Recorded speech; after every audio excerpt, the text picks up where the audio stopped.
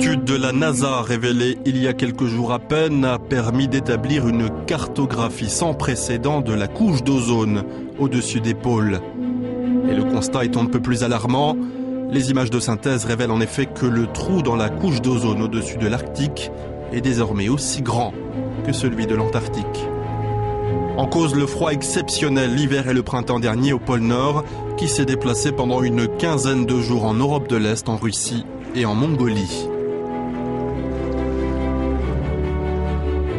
Sur le graphique de gauche, on distingue des variations de rouge qui représentent les niveaux les plus élevés d'ozone, le violet et le gris représentant eux les niveaux les plus bas au-dessus du pôle Nord.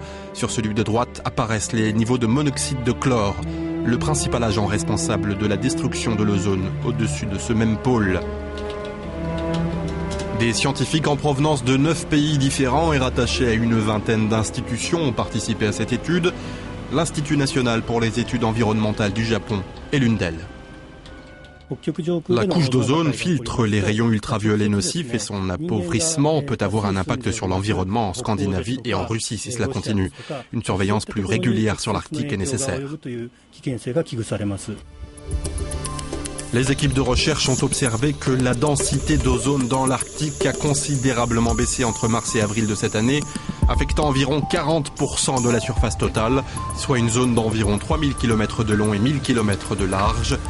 Les mesures ont été réalisées à la fois à l'aide de ballons sondes et de satellites de la NASA. Et selon certaines sources, la catastrophe de Fukushima pourrait avoir joué un rôle non négligeable dans cette détérioration de la couche d'ozone.